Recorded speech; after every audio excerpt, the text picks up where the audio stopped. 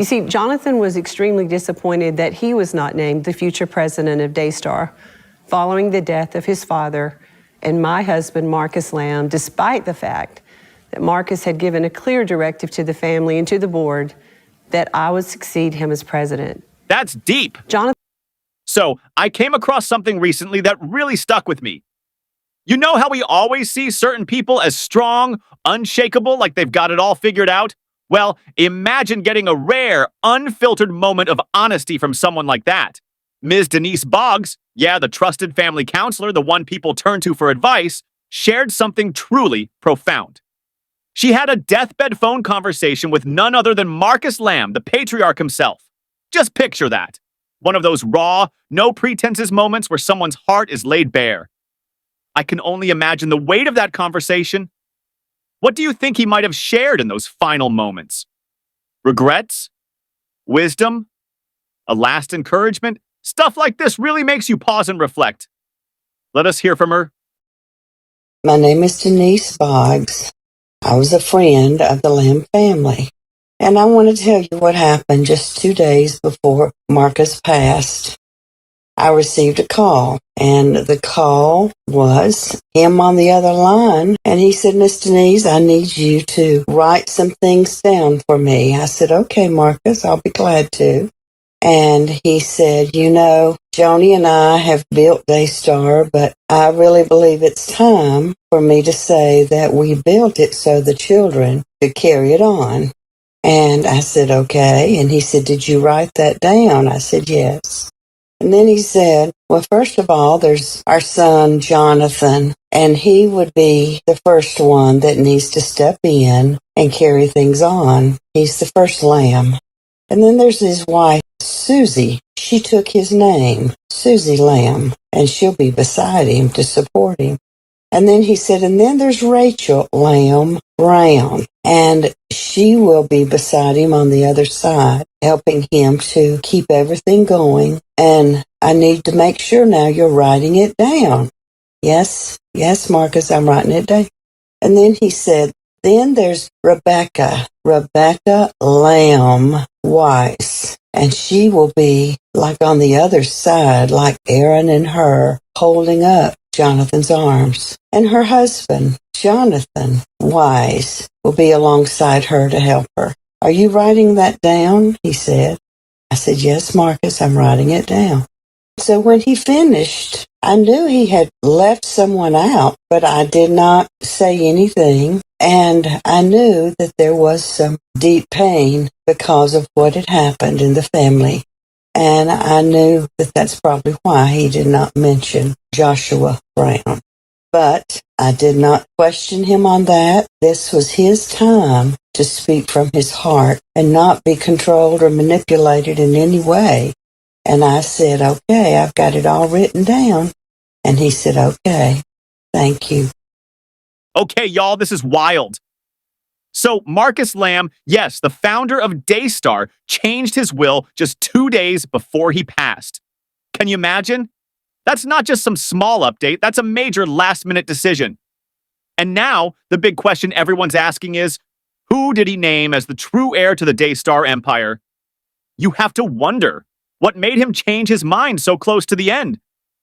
Was it a long-time plan finally set in motion? Or did something unexpected push him to rewrite his legacy? Either way, this decision is bound to shake things up at Daystar, and people are definitely paying attention. What do you all think? A planned move or a shocking twist? This revelation about Joni Lamb's husband changing his will just 2 days before his passing adds a whole new layer to the story. It's a reminder of how quickly things can shift, even in the final moments of life. Whether this change was expected or a surprise, it undoubtedly shapes the path forward. It makes us reflect on our own lives, how we prepare for the future, who we entrust with our legacy, and what truly matters when all is said and done. Okay, y'all, this just got even more interesting. So, I recently came across a video where Joni Lamb finally spoke out, and let me tell you, she did not hold back.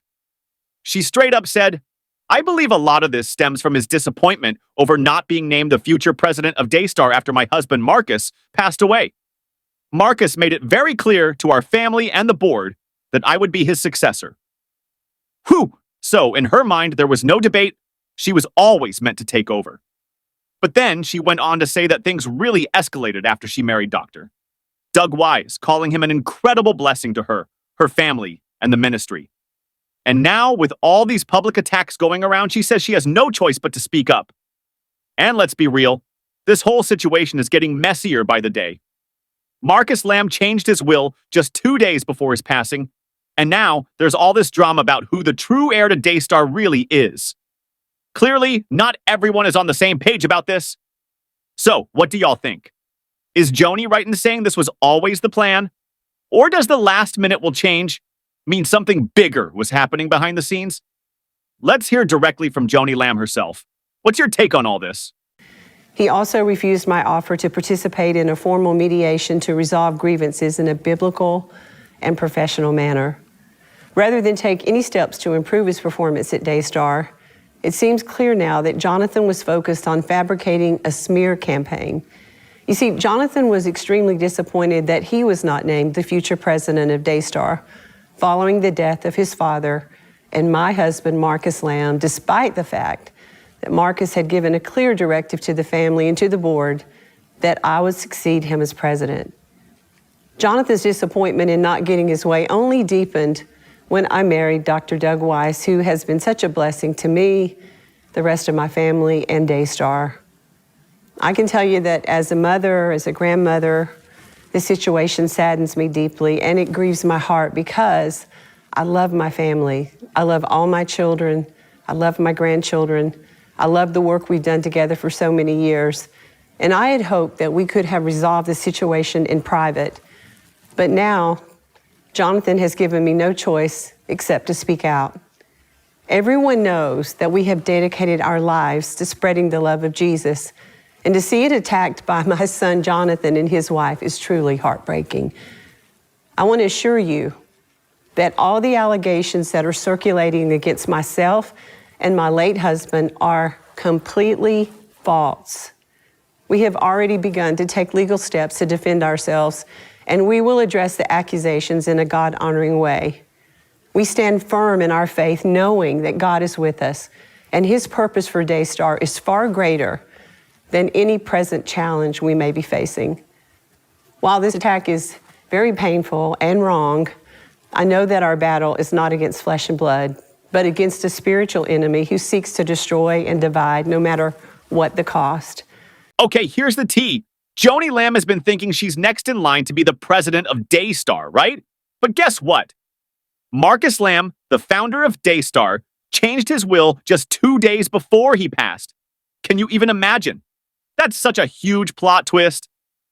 Now, this brings up a bigger question. Why the sudden change?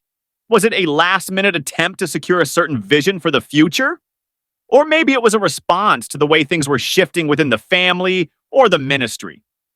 One thing's for sure, life doesn't always give us a heads up about its biggest decisions. Sometimes things happen fast, and people are left to figure out what comes next. For the true heir of Daystar, this isn't just about stepping into a position of power, it's about carrying on a legacy. The question is, will they honor the vision Marcus Lamb had for the ministry? Will this change bring everyone together, or will it stir things up? Only time will tell, but there's one thing we know for sure. The weight of leadership is more than just about holding power. It's about the responsibility to carry the mission forward. And honestly, this whole situation really makes us reflect on our own legacies, right? What are we building now that will last beyond us? Who are we trusting to continue our work? And most importantly, are we making decisions today with wisdom and clarity before it's too late? It's crazy how quickly things can change, right? 1 minute you think you've got everything figured out, and then the next, life throws a curveball. This whole situation with Joni and Marcus really highlights that decisions made at the last moment can totally shift the course of everything. And that's not just for them, it's for all of us. We never really know when our final decisions might come up.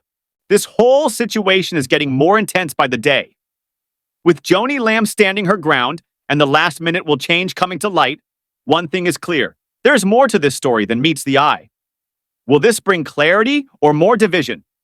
Only time will tell.